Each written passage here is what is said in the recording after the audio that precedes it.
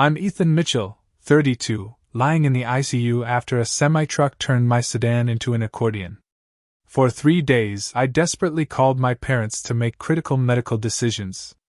They ignored me because my sister Amber was having a crisis over paint colors for her new house. When they finally arrived, they discovered I'd changed everything. My lawyer had already visited, and my best friend now held my medical power of attorney. Some family ties aren't worth the pain they cause. Before I continue, where are you watching from? Hit subscribe and like if you've ever had to stand up to toxic family members.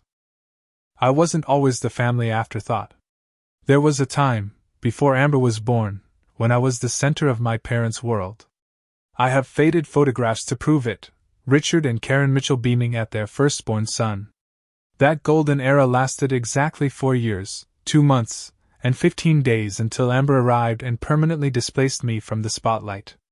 I've built a successful career as a senior software engineer at TechVision, a startup that's revolutionizing medical imaging software. The irony isn't lost on me that my work helps hospitals while I'm now dependent on one. My apartment in Seattle has a view of Puget Sound that I saved for years to afford. I have friends, hobbies, and until recently, a life I was proud of. What I never had was parents who treated me as anything but an afterthought to Hurricane Amber. The pattern started early. When I was 6, my parents missed my kindergarten graduation because Amber had a cold. Not the flu, not pneumonia, a cold. I sat alone while other kids had their parents taking photos and bringing flowers.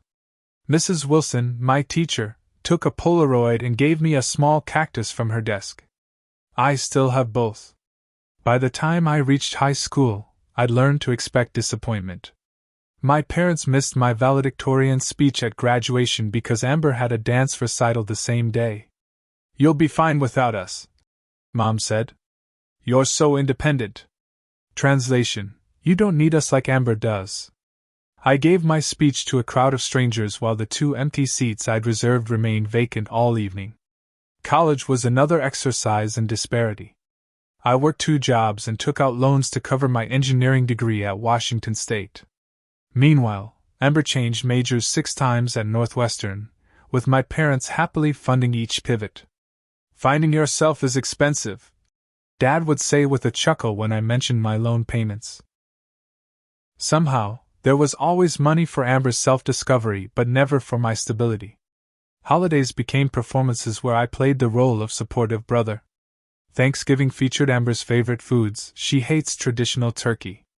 Christmas revolved around her gift expectations. She made spreadsheets with links and sizes. My birthday often went unacknowledged if it conflicted with anything on Amber's calendar. Last year, my parents canceled our dinner plans because Amber needed help assembling IKEA furniture in her apartment. Despite this, I kept trying. Every few months, I'd invite them to dinner or suggest a weekend visit. Sometimes they came, more often something came up, usually involving Amber. I sent gifts for birthdays and anniversaries. I called weekly. I maintained the relationship with the stubborn persistence of someone tending a plant that refuses to bloom.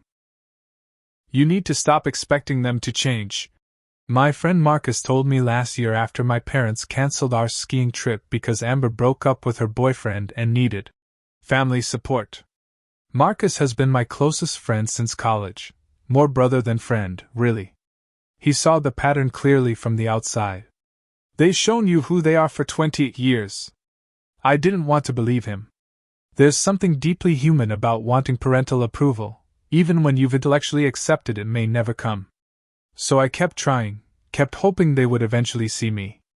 3 months ago, I established some boundaries. I declined a family dinner because it conflicted with an important work presentation. My mother acted as if I'd announced I was joining a cult. "Family comes first, Ethan," she said, apparently without irony. I didn't point out the hypocrisy. I simply held my ground. It felt foreign but necessary. The presentation went well, so well that my boss Patrick mentioned potential leadership opportunities. "You've got the technical skills, but more importantly, you stand your ground when it matters," he said. If only he knew how difficult that simple act was for me outside of work. In the weeks before the accident, I'd been leading a major project modernizing radiology systems for regional hospitals. The irony of ending up as a patient in one of those hospitals wasn't lost on me. The project had me working 14-hour days, falling into bed exhausted but satisfied. It was the kind of work that makes you feel alive, challenging, meaningful, with tangible results. I was finally creating something that couldn't be overshadowed by Amber's latest drama. I was Ethan Mitchell, respected engineer, not just Amber's invisible brother. Perhaps that's why the universe decided to throw a semi-truck in my path. I was getting too comfortable with my self-worth. I don't believe in fate or cosmic justice, but sometimes the timing of disasters makes you wonder. The day before the accident, I'd declined another family obligation. Amber needed help painting her new condo, to finish critical code for the project. My mother's guilt trip was impressive in its intensity. "She's counting on you, Ethan. What could be more important than helping your sister?" The answer, apparently, was my entire career and the hospitals depending on our software. But explaining that seemed futile. "You're making progress," Marcus said when I told him I'd stood my ground. "Keep those boundaries firm." Little did I know how firm those boundaries would soon become, or how they would be tested in ways I never imagined. Tuesday started like any other workday. I left my apartment at 6:30 a.m. to beat traffic, travel mug of coffee in hand, mine already cycling through code problems I needed to solve. The route to the office was so familiar I could drive it blindfolded, not that I would, but familiarity breeds a certain autopilot. I remember the rain, Seattle's constant companion, making the roads slick. I remember adjusting my windshield wipers. I remember the talk radio host discussing economic forecasts. And then I remember headlights in my rearview mirror, much too close and much too fast. The semi-truck driver would later claim his brakes failed on the wet downhill stretch.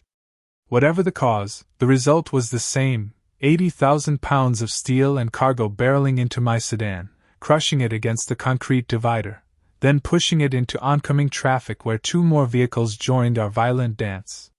People describe accidents in slow motion. That wasn't my experience. One moment I was changing lanes, the next I was a crumpled mess of broken bones and blood, awareness flickering like a dying light bulb. No transition, no dramatic realization, just existence suddenly transformed into pain. I have fragments of memory from the immediate aftermath, the taste of blood and airbag chemicals. Someone shouting they couldn't open my door. The rhythmic wail of approaching sirens. A paramedic's face appearing through shattered glass, saying something I couldn't process. The sensation of being cut free from the wreckage. Cold rain on my face as they transferred me to a stretcher. The ambulance ride exists in my memory as disjointed sensations. The paramedic, Andrew, I later learned, kept talking to me, asking questions I couldn't answer. The ceiling of the ambulance became my entire world, white and sterile and bobbing with the vehicle's movement. Pain erupted from everywhere simultaneously, making it impossible to identify individual injuries. Multiple fractures, suspected internal bleeding, possible traumatic brain injury, Andrew reported into his radio. 30-something male, vehicle versus semi, critical but stable. I wanted to correct him. I was 32, not 30-something. But my mouth wouldn't form words. It seemed vitally important that they get my age right, as if precision might somehow save me. Harborview Medical Center's emergency department was organized chaos. Doctors and nurses swarmed around me, cutting away my clothes, attaching monitors, inserting IVs. Someone shined a light in my eyes. Someone else asked if I had allergies. A third person wanted to know if anyone should be called. I managed to whisper, "Parents," before they wheeled me away for imaging. CT scans, X-rays, ultrasounds, they photographed every inch of my broken body. The results painted a grim picture: ruptured spleen, collapsed lung, fractured ribs, broken femur, shattered wrist, concussion. Individually survivable. Collectively overwhelming. "We need to take you to surgery," Dr. Reynolds explained when I returned to the trauma bay. She was direct but kind, with steel gray hair and steady hands. "Your spleen is bleeding internally, And we need to stop it. Do you understand? I nodded, then asked for my phone. Need to call my parents, I explained through gritted teeth. A nurse named Jessica retrieved it from what remained of my personal effects. The screen was cracked but functional, more intact than I was. Jessica helped me dial since my hands weren't working properly. Straight to voicemail. I left a message. Mom, Dad, I've been in an accident. At Harborview. It's serious. Please come. The words felt insufficient for the situation, but pain limited my eloquence. The first surgery lasted 4 hours. When I woke in the ICU, Jessica was adjusting my monitors. You did great, she said, noticing my open eyes. Your parents here yet? They weren't. I tried calling again. Voicemail again. I left another message with more details about my condition, thinking perhaps they hadn't understood the urgency. Hours passed. Nurses came and went. Dr. Reynolds checked my surgical sites. The hospital chaplain, Brian, stopped by to offer comfort regardless of religious affiliation. Still no parents. Is there someone else we should call? Jessica asked gently after my 5th unanswered call. A friend or other relative? They're probably just busy with work, I said, making excuses as I'd done my entire life. They'll come when they can. By evening, the pain had intensified despite medication. Dr. Reynolds explained they needed to take me back to surgery, complications with my lung. We'd like to speak with next of kin about the procedure, she said. It carries risks we need to discuss. I tried my parents again. This time, miracle of miracles, my mother answered. Ethan? Can I call you back? We're in the middle of something. Mom, I'm in the hospital. There was an accident. It's serious. I need surgery again. Oh. That sounds awful. Her tone conveyed concern but not urgency. In the background, I could hear Amber's voice, high and agitated. Can the doctors just do whatever they need to? Amber's having a complete meltdown right now about her condo. Mom, they need consent. They need to discuss risks. I need you here. I understand, honey, but your sister is really struggling with these paint colors, and you know how she gets. Can we come tomorrow? Pain and medication made my thoughts fuzzy, but even in that state, the absurdity struck me. My sister's paint crisis versus my actual crisis. And paint was winning. Put Dad on, I said, hoping for rationality from that quarter. He's at the paint store getting more samples. I'll have him call you when he gets back. The call ended. I stared at the ceiling, something cold and clarifying spreading through me despite the fever I was developing. Diane, the hospital social worker, came by shortly after. Jessica had alerted her to my situation. We have options, she explained when I told her about my parents' response. We can try reaching them again, or there are temporary medical proxy procedures in emergencies. We tried my parents 2 more times. When they didn't answer, Dr. Reynolds made the call to proceed with the necessary surgery under emergency protocols. I signed the forms myself, hand shaking so badly my signature was barely recognizable. Before they wheeled me away, I asked Jessica for my phone one more time. I texted Marcus. Accident. Harborview ICU. Parents won't come. Help. Then darkness claimed me again. When I woke from the second surgery, Marcus was sitting beside my bed, laptop open, working remotely while keeping vigil. His presence was so unexpected and welcome that I thought I might be hallucinating. You look like shit, he said, which confirmed he was real. Only the actual Marcus would skip pleasantries when I was clearly at death's door. Parents? I asked, voice raspy from the breathing tube they'd just removed. Marcus's expression darkened. I called them. Twice. Your mom said they're handling a situation with Amber and will come as soon as they can. His finger quotes added the appropriate sarcasm. My phone had several new messages. Marcus helped me navigate to them, holding the device where I could see. 3 were from my mother. Amber can't decide between Seafoam Whisper and Pale Horizon for her living room. She's inconsolable. We'll visit you soon. Your father thinks we should come tonight, but Amber says she can't be alone right now. How are you feeling? The paint store closes at 9. We're going to get more samples for Amber, and then see if we can stop by the hospital after. Are visiting hours over at 8 or 9? The casual tone, the obvious prioritization, it would have been comical if it weren't my actual life. Marcus's face reflected the absurdity, as he read over my shoulder. I knew they were self-centered, but this is next level, he said quietly. I should have been angry, but mostly I felt tired. Bone deep, so weary, tired of being an afterthought in my own family. Tired of making excuses for them. Tired of hoping for change that never came. Seafoam whisper. I croaked, attempting humor. That's definitely worth missing your son's potential deathbed for. Marcus didn't laugh. You nearly died, Ethan. Twice. The doctor told me it was touch and go during the second surgery. And they're looking at paint chips. I closed my eyes, unable to look at the fury on my friend's face. He was angry on my behalf when I was too drained to manage the emotion myself. Jessica came in to check my vitals, her professional demeanor slipping when she saw Marcus. Family? She asked hopefully. Friend, he corrected. But yes, family. She nodded, understanding everything in that exchange. The doctor wants to discuss the next steps. There's a concern about infection setting in. We might need to go back in to clean things up, depending on how you respond to antibiotics.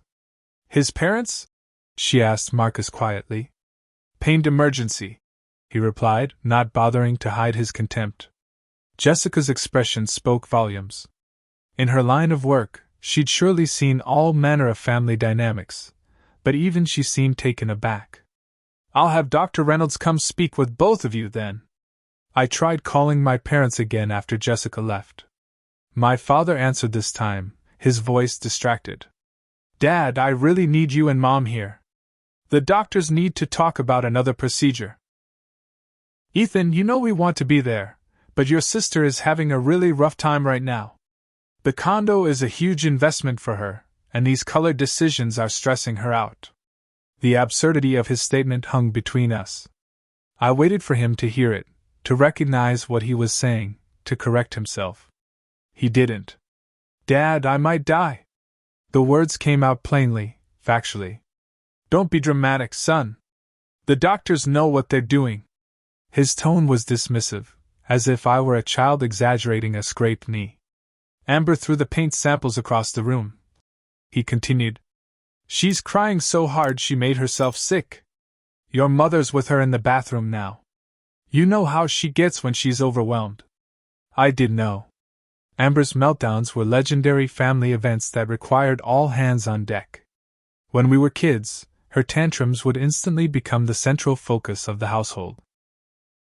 As adults, nothing had changed except the triggers, boyfriends, job stress, and apparently paint colors.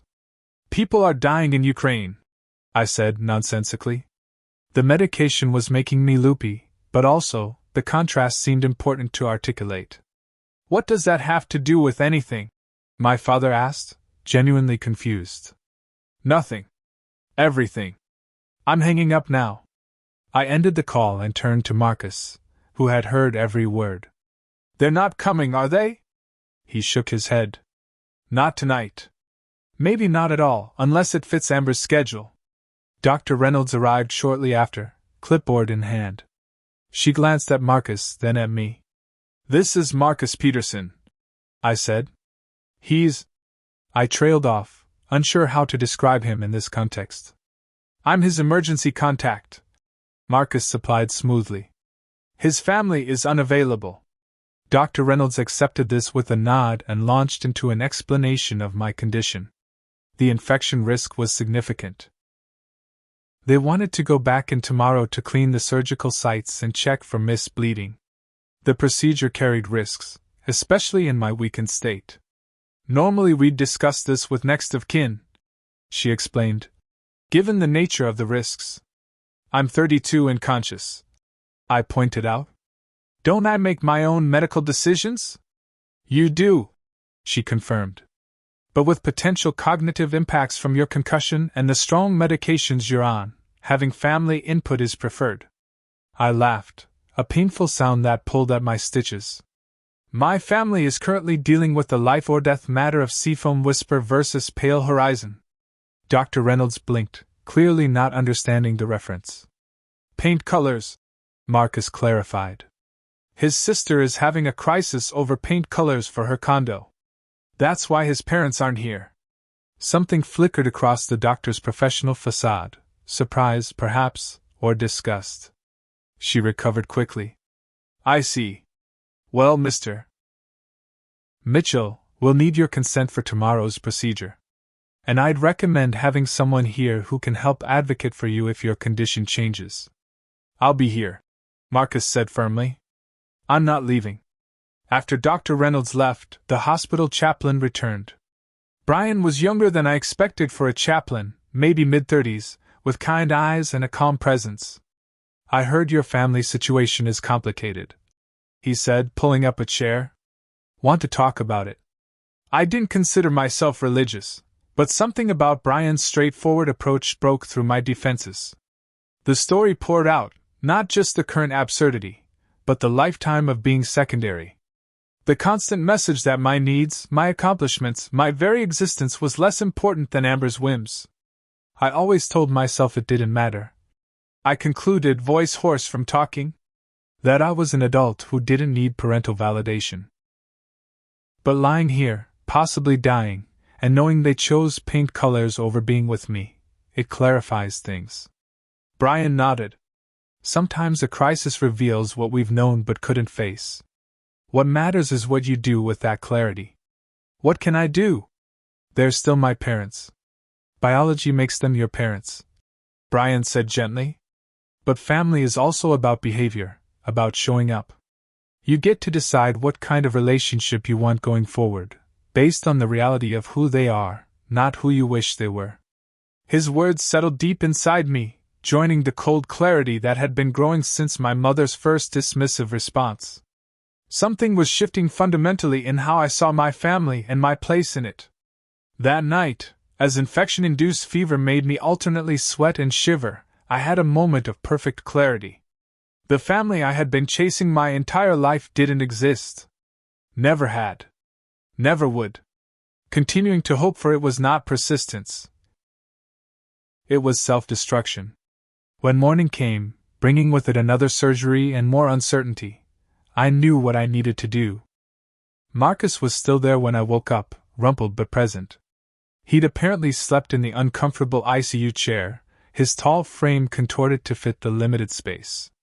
The loyalty of this act, simple but profound, contrasted sharply with my parents' absence. Any word? I asked, already knowing the answer. He shook his head. I texted them the surgery schedule. Your mom replied that they're hoping to make it this afternoon after they help Amber pick up some furniture. Something hardened in me then, not anger exactly, but resolution. A lifetime of being the family afterthought had culminated in this absurd scenario where paint colors and furniture shopping took precedence over my survival. The pattern wouldn't change unless I changed it. I need you to call Gabriel Walsh, I said. Gabriel was my lawyer, originally hired to help with patents for some of my software innovations, but we'd developed a friendship over the years. Your lawyer? Why? Marcus looked confused but was already reaching for his phone. Because I'm making changes. Legal changes. Gabriel arrived 3 hours later, briefcase in hand, face grim when he saw my condition. He wasn't a medical malpractice lawyer. He specialized in intellectual property and estate planning. But he was thorough, ethical, and most importantly, he was here. This isn't how I hope to see you again, he said, setting up his laptop on the overbed table. Marcus explained the situation. What exactly do you want to do? I want to change my medical power of attorney. And my emergency contacts. And my will.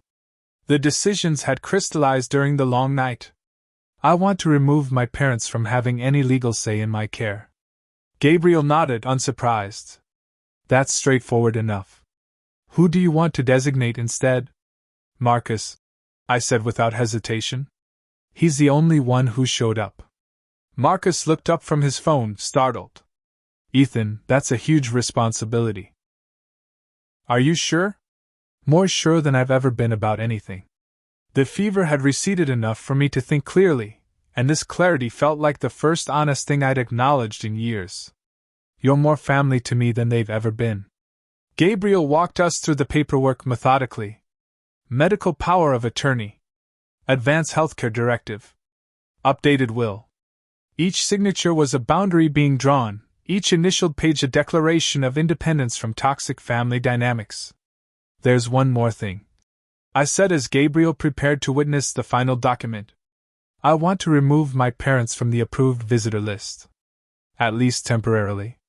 Jessica, who had been monitoring this legal process with quiet approval, looked surprised at this. That's your right, but are you sure? It's a significant step. I was sure. The constant hope for parental recognition and validation had kept me tethered to a family system that consistently devalued me. Breaking that tether felt terrifying but necessary. They can call and ask to visit, I clarified. I'm not cutting them off completely. But I want them to acknowledge what they've done before they walk in here acting like concerned parents. Gabriel helped me draft a simple statement for the hospital. Ethan Mitchell has requested that Richard and Karen Mitchell not be permitted to visit without his explicit, conscious consent given at the time of their arrival. Jessica took the signed paper to update my chart and inform hospital security. They're not going to take this well, Marcus warned. Probably not, I agreed. But for once, this isn't about what they want or how they feel. It's about what I need. As Gabriel packed up his materials, I felt a strange mixture of grief and liberation. I was mourning the family I'd never truly had while freeing myself from the obligation to keep pretending. One last question, Gabriel said before leaving. If your condition worsens and you can't make decisions, do you want Marcus to permit your parents to visit? It was a difficult question, one that forced me to confront the finality of what I was doing. Yes, I said finally. If I'm dying or unconscious for an extended period, they can visit. But they don't get to make decisions about my care. After Gabriel left, Jessica helped me prepare for the afternoon surgery. Your parents called the nurses' station, she mentioned while checking my phone. They said they'll be here around 6. Did you tell them about the visitor restriction? Not yet. We typically inform people when they arrive. She paused, hands momentarily still. For what it's worth, I think you're doing the right thing. I've seen a lot of family dynamics in this unit, and sometimes boundaries are the healthiest choice. Marcus stayed until they came to wheel me to surgery, promising to be there when I returned. As the orderlies transferred me to the transport gurney, I felt a strange sense of peace. Whatever happened in surgery, I had taken control of what I could. I had finally stood up for myself in the most fundamental way possible. The anesthesiologist asked me to count backward from 10. I made it to 7 before darkness claimed me again, a darkness that felt, paradoxically, like the first step toward light. I regained consciousness slowly, awareness returning in fragments. First came sounds, the beeping of monitors, muffled voices. Then sensation, the dull throb of pain beneath medication, the scratch of hospital sheets against my skin. Finally sight, the dimmed lights of the ICU, Marcus dozing in the chair beside my bed, and beyond him, a commotion at the nurse's station. Even through lingering anesthesia fog, I recognized my parents' voices. The surgery had taken longer than expected due to complications, pushing well past the 6 p.m. arrival time they'd mentioned. It was now after 9, according to the clock on the wall. What do you mean we can't see him? My father's voice carried clearly, indignation raising its volume. We're his parents. Jessica's response was too quiet to hear, but whatever she said only increased my father's agitation. This is ridiculous. We've been dealing with a family emergency all day to get here. Marcus stirred at the commotion, blinking awake just as my mother's voice joined the fray. There must be some mistake. Ethan wouldn't restrict us. He needs us here. The irony of that statement after days of their absence wasn't lost on me. Marcus met my gaze, silently asking if I wanted him to intervene. I nodded. He squeezed my hand before walking to the nurse's station, his back straight, shoulders squared. I couldn't see the interaction from my angle, but I could hear it well enough. Mr. and Mrs. Mitchell? I'm Marcus Peterson, Ethan's friend. Where's our son? My mother's voice had the familiar note of controlled hysteria she typically employed for maximum effect. These people won't let us see him. Ethan made some decisions today, Marcus explained, his tone neutral but firm. He's requested that you not visit without his direct consent. That's absurd. My father again, louder now. What have you been telling him? Has he been conscious enough to make decisions like that? He was fully conscious and legally competent when he met with his attorney this afternoon. Attorney? My mother's voice rose higher. What attorney? What's going on? A new voice joined the conversation, Gabriel. He must have returned as promised to check on me after surgery. Mr. and Mrs. Mitchell, I'm Gabriel Walsh, Ethan's lawyer. I can confirm that he was of sound mind when he made these decisions. If you'd like to speak with him, you'll need to call first and receive his permission. The conversation moved closer to my room as Jessica apparently led the growing group toward a family consultation room nearby. I caught fragments of increasingly heated exchanges.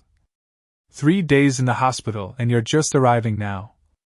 Our daughter was having a serious emotional crisis. Paint colors versus multiple surgeries. Don't understand our family dynamics. I closed my eyes, conserving strength for what would inevitably come next.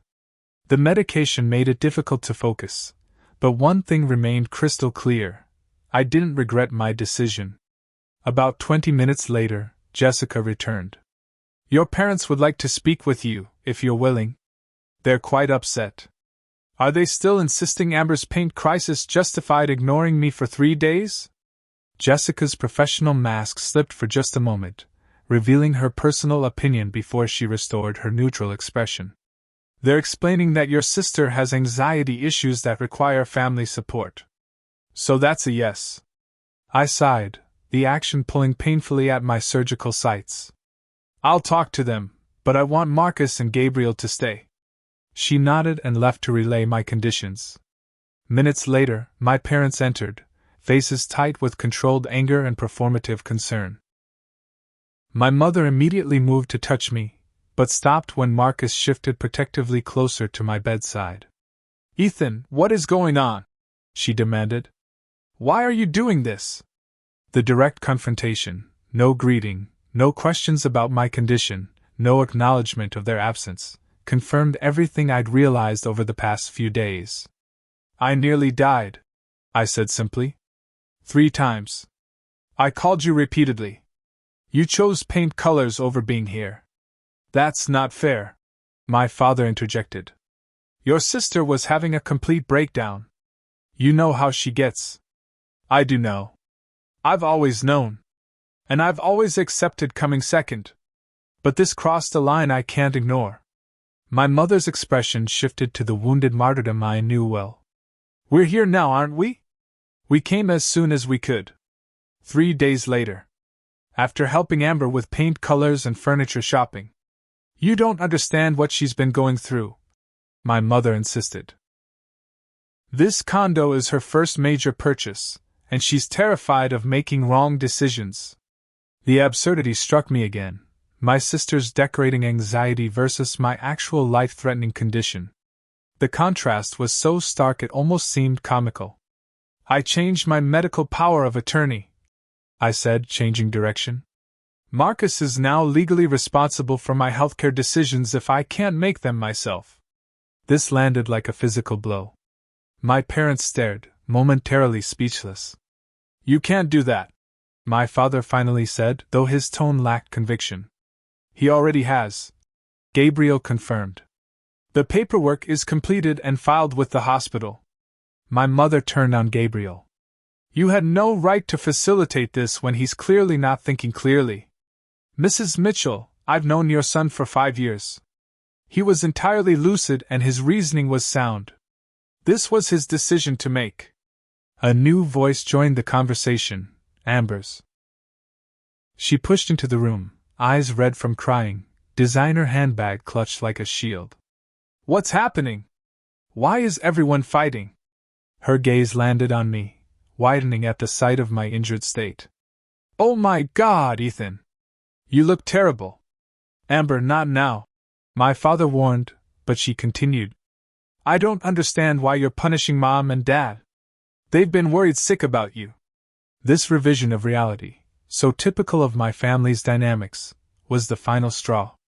They ignored my calls for 3 days while I had multiple surgeries because you were upset about paint colors.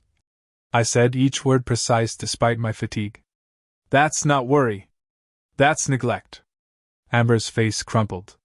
So this is my fault? You're always so jealous of any attention I get.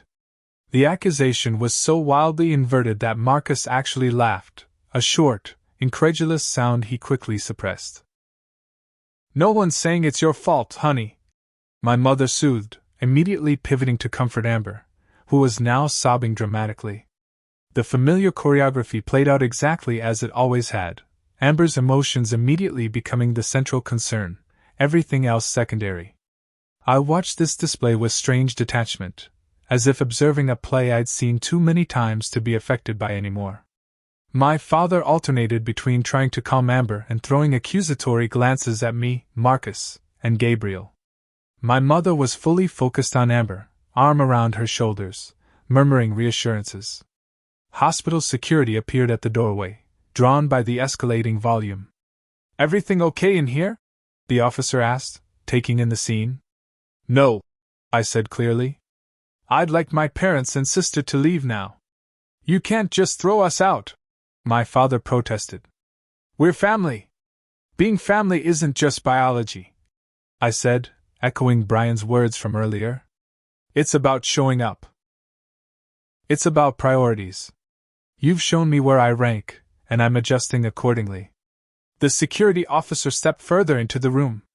I'll need you folks to come with me now. My mother looked at me with tears forming, her expression suggesting I was committing an unforgivable betrayal rather than responding to one. Ethan, please. Don't do this to our family. I'm not doing anything to our family. I'm acknowledging what our family already is.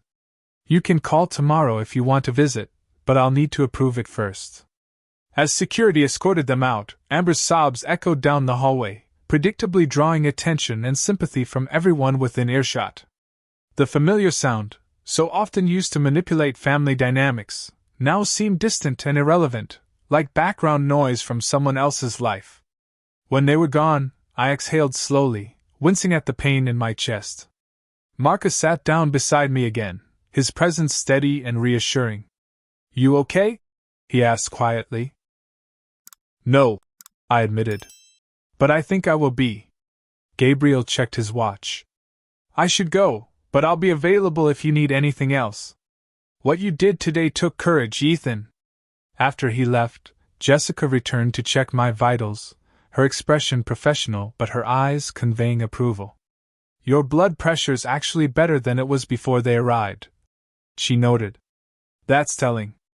As the medication pulled me toward sleep again, I felt a curious lightness despite the physical pain. For the first time in my adult life, I had established a boundary with my family and held it, despite the emotional manipulation and guilt. The cost had been high, but so was the value of finally standing up for myself. Physical recovery from trauma follows a predictable path, marked by milestones: first steps with a walker, first shower without assistance, first meal that stays down. Emotional recovery is messy, with progress and setbacks intermingling in unpredictable patterns. The week following the confrontation brought both types of recovery, unevenly distributed. My body slowly began to heal. The infection receded under aggressive antibiotic treatment. My lung capacity improved enough to remove supplemental oxygen. The orthopedic team fitted me with a cast for my wrist and developed a treatment plan for my broken femur. Each small victory was celebrated by the medical team and by Marcus, who continued to split his time between my hospital room and remote work. Emotionally, the landscape was more complicated. My parents called daily, their approach evolving as they tested different strategies to regain access and control. First came anger. How could you embarrass us like that? Then guilt. After everything we've done for you, followed by minimization, you're overreacting to a simple misunderstanding, and finally bargaining. If you let us visit, we promise to listen. I maintained my boundary. They could visit only if they acknowledged what they had done and took responsibility without excuses. This requirement proved insurmountable for them. I don't understand why you won't just move forward, my mother complained during one call. Holding grudges is so unhealthy. It's not a grudge, I explained for what felt like the 100th time. It's a boundary. And it's not about punishment, it's about protection. My father took a different approach. Son, families aren't perfect. We all make mistakes. But cutting us off isn't the answer. I haven't cut you off. We're talking right now. I've just changed the terms of our relationship. This concept, that I could determine the terms of our relationship rather than simply accepting whatever they offered, seemed incomprehensible to them. The power shift violated the established family dynamic too fundamentally.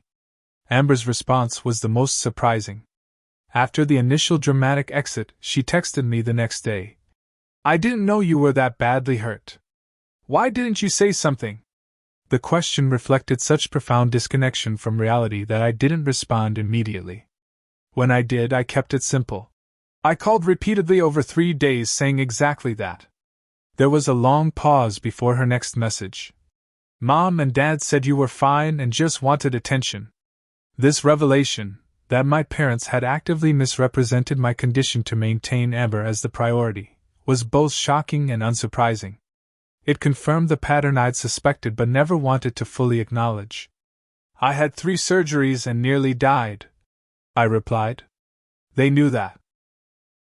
She didn't respond for 2 days. When she did, her message suggested the first crack in our family's dysfunctional foundation. I'm sorry. That's really messed up. While navigating these complex family dynamics, my support system expanded in unexpected ways. Dr. Reynolds checked on me beyond her required rounds. Jessica brought homemade soup when she wasn't even assigned to my care. Brian, the chaplain, stopped by for philosophical conversations that had nothing to do with religion and everything to do with finding meaning in difficult experiences. My team from work organized a rotation of visitors once I was stable enough for wider social contact. Patrick, my boss, came personally to assure me my job was secure and that the project was continuing successfully using the framework I'd established. Colleagues brought books, podcasts, and company gossip to distract me from pain and family drama. 2 weeks after the accident, I was transferred from the ICU to a regular room. The move represented significant progress medically, but also marked a transition in my family's situation. Away from the immediate life-or-death context of intensive care, my parents intensified their campaign to return to normal, their version of normal, where my boundaries didn't exist. This has gone on long enough, my father declared during a phone call. We're your parents. We have a right to see you. No, you don't, I said simply. You have the opportunity to see me if you can acknowledge what happened and take responsibility for it. We've apologized a dozen times, he exclaimed, though they hadn't actually apologized once. They'd only expressed frustration at the consequences of their actions. Saying sorry you feel that way isn't an apology.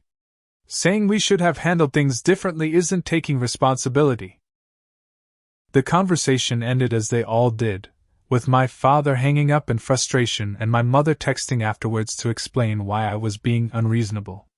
3 weeks post-accident, an unexpected ally emerged. My Aunt Diane, my father's sister, called me directly. We'd always been friendly but not particularly close. I heard what happened, she said without preamble. Richard has been telling everyone you had some kind of breakdown and banned the family from visiting you after a minor fender bender. The extent of my parents' reality distortion was stunning. I was in a collision with a semi-truck that nearly killed me, I clarified. I had 3 surgeries. They didn't come for 3 days because Amber was upset about paint colors. The silence on the other end lasted so long I thought we'd been disconnected. Finally, Aunt Diane spoke, her voice tight with anger. That tracks with what I've observed for years. How are you really doing? That simple question, asked with genuine concern rather than as a prelude to making the conversation about someone else, broke something open in me. I told her everything, the accident, the surgeries, the ignored calls, the paint colors, the confrontation. She listened without interruption. I'm coming to see you, she said when I finished. That is, if you'll allow it. She arrived the next day with my Uncle Tom, bearing home-cooked food and righteous indignation. Unlike my parents, they asked detailed questions about my injuries, treatment plan, and recovery process. They looked at my medical chart when I offered access. They expressed appropriate horror at the severity of the accident. I always knew Richard and Karen played favorites, Diane admitted as we talked. But I never realized how extreme it had become. I'm sorry, Ethan. Family should have shown up for you. Some family did, I said, gesturing to the chair where Marcus still spent most evenings. The visit opened a floodgate. Other relatives called or texted, cousins, my other aunt, even my grandmother, all having heard variations of my parents' distorted narrative and seeking the truth. I told it plainly, without embellishment. Most responded with support and concern, though a few maintained that family loyalty should supersede any grievance. My maternal grandmother summed up the latter perspective. Whatever happened, they're still your parents. You'll regret pushing them away when they're gone. I regret that they pushed me away when I nearly was gone, I replied. I'm not cutting them off. I'm asking for accountability. By the 4th week, I was cleared for discharge to a rehabilitation facility where I would continue recovery before eventually returning home. The transition marked another decision point. My parents wanted to help with the arrangements, which I understood to mean they wanted to regain control of the situation. We could set up the spare room at our house, my mother suggested during one of our now shorter phone calls. It would be easier for everyone. The old Ethan would have acquiesced to keep peace, to earn approval, to maintain the illusion of family harmony. The new Ethan, forged in the crucible of the ICU and strengthened by maintained boundaries, declined firmly. I've arranged to stay at a rehabilitation center, then Marcus will help me at my apartment. But we're your parents, she protested, the familiar refrain that was supposed to override all other considerations. Yes, you are, I agreed. And this is my recovery. I'm making the decisions that work best for me. The day before discharge, Amber visited, alone, having requested and received my permission in advance. She arrived without our parents' knowledge, carrying a small plant and visible trepidation. You look better, she said awkwardly, hovering near the door as if expecting to be ejected. For weeks we'll do that, I replied, gesturing for her to sit. The bar was pretty low, though. She sat, fidgeting with the plant's decorative wrap. I talked to Aunt Diane. She told me what really happened. About how bad the accident was. About how many times you called. I waited, curious where this was going. Mom and Dad told me you had a minor accident and were being dramatic about it. She looked up, meeting my eyes directly. They said you were jealous of the attention I was getting with my condo purchase and were trying to redirect focus to yourself. The manipulation was so blatant it would have been comical if it weren't so destructive. And you believe that? She flinched but didn't look away. I did. Because it fit the narrative they've always promoted, that you're self-sufficient and don't need attention, while I'm fragile and do. This level of self-awareness was unexpected. That's insightful. I've been in therapy, she admitted. Started last year. It's making me see our family differently. She paused, choosing her words carefully. I always thought I was special. Turns out I was just weaponized. The term was startlingly accurate. Amber had been weaponized against me, used to justify neglect and dismissal, made complicit in a dynamic that damaged us both in different ways. I'm sorry, she said finally. For the pain thing. For believing them. For a lifetime of being the excuse they used to ignore you. It wasn't a perfect apology, but it was genuine, perhaps the first real communication we'd had as adults. "Thank you," I said simply. "That means something." As I prepared to leave the hospital that had been my home for a month, I realized I was returning to the world fundamentally changed. Not just physically, though the casts, surgical scars, and lingering pain were constant reminders of my mortality, but emotionally and relationally as well. The family I had desperately sought validation from for decades was revealed to be an illusion. In its place was a messier but more honest reality: parents who might never provide what I needed, a sister beginning her own journey toward authenticity, extended family offering unexpected support, and friends who had proven to be the family I chose rather than the one I was born into. It wasn't the outcome I would have chosen, but it was one I could build upon with integrity and self-respect. 1 year after a semi-truck rearranged both my body and my understanding of family, I sit on my balcony watching Puget Sound shimmer in the distance. The physical reminders of the accident have faded, the surgical scars now silver instead of angry red, the limp barely perceptible except when I'm tired, the occasional ache when rain threatens. The emotional landscape has similarly evolved, though its transformations are less visibly marked. My relationship with my parents exists now in a form they never wanted but that I needed. We speak monthly by phone, brief, superficial conversations that acknowledge the weather but not the permanent climate change in our family system. They never fully accepted responsibility for their absence during my crisis, instead offering carefully worded quasi-apologies. "We're sorry things happened the way they did. We regret how everything unfolded. I've accepted that this is all they're capable of providing." The realization was painful but ultimately liberating. I no longer expect water from a dry well.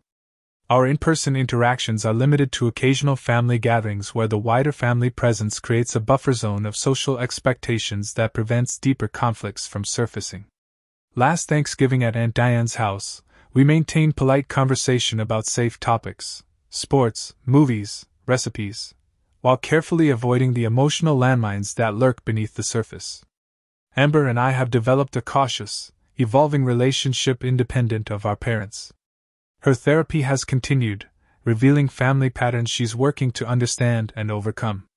We meet for coffee every few weeks, gradually building something new from the wreckage of our manipulated childhood relationship.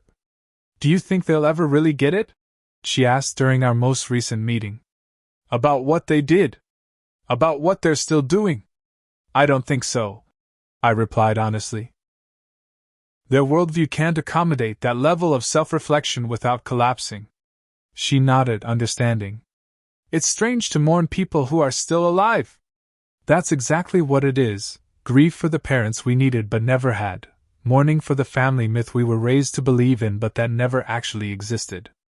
The accident's greatest gift, paradoxically, was clarity. Near-death has a way of stripping away pretense and illuminating truth. The patterns I had recognized intellectually but continued to accommodate emotionally became impossible to ignore when painted in such stark relief.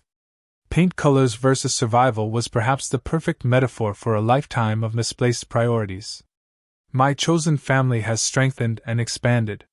Marcus, having proven himself in the crucible of crisis, remains my closest friend and legal medical proxy. He jokes that he hopes never to use that authority again, but remains ready if needed. Gabriel has moved from professional counsel to personal friend, our monthly dinners ranging from legal discussions to philosophical debates. My work colleagues, particularly those who visited during my hospital stay, have become more than professional connections. Patrick, my boss, approved a hybrid work arrangement during my recovery that has now become permanent, demonstrating that accommodation isn't favoritism but simple humanity. Perhaps most surprisingly, extended family relationships have deepened. Aunt Diane and Uncle Tom have become regular features in my life, filling some of the parental guidance role that my actual parents never managed. Cousins I previously saw only at major holidays now text regularly and arrange get-togethers. The accident revealed who would show up when it mattered, information I never wanted but ultimately needed. This past March, I helped Amber paint her living room. The color she finally chose was neither seafoam whisper nor pale horizon, but a warm gray called New Beginning. The symbolism wasn't lost on either of us as we worked side by side, carefully cutting in along the ceiling line. "Do you ever wonder who you'd be if they treated us differently?" she asked. Roller paused mid-stroke. "Sometimes," I admitted. "But I'm more interested in who we become now that we see the truth. That's the essence of what I've learned through this ordeal. Seeing clearly is painful but necessary for genuine growth." The family dynamics I accepted as normal, being consistently deprioritized, having my needs dismissed, watching emergencies ranked by dramatic potential rather than actual severity, were never healthy or acceptable. Recognizing this wasn't betrayal but self-preservation. Setting boundaries isn't selfish. It's an act of self-respect. Maintaining those boundaries, especially with family, isn't easy. The gravitational pull of established patterns is powerful. But the alternative is continued participation in dynamics that diminish rather than nurture. Sometimes the healthiest thing you can do is step back and create space, not to punish others, but to allow yourself room to heal and grow. This doesn't mean abandoning family entirely, but it might mean redefining what family means to you. For me, family now encompasses both biology and choice. The relatives who stepped up when crisis revealed character, and the friends who became brothers and sisters through their actions rather than shared DNA. The semi-truck that nearly killed me ultimately helped me find a life more genuine than the one I'd been living. Not through some mystical near-death revelation, but through the stark reality check of seeing who showed up when it mattered most, and who prioritized paint colors instead. If you're watching this and recognizing patterns from your own family, know that you're not alone. Setting boundaries isn't selfish, it's necessary for your well-being. You deserve to be prioritized, especially by those who claim to love you most. Sometimes the most loving thing you can do, for yourself and ultimately for others, is to disrupt patterns that have become destructive. Have you ever had to set difficult boundaries with family? What helped you maintain them? Share your experiences in the comments below. If this story resonated with you, please like and subscribe for more content about navigating complex family dynamics and personal growth. Thank you for listening to my story, and remember, family is partly what you're born into, but also what you choose to build. Choose wisely, and be gentle with yourself in the process.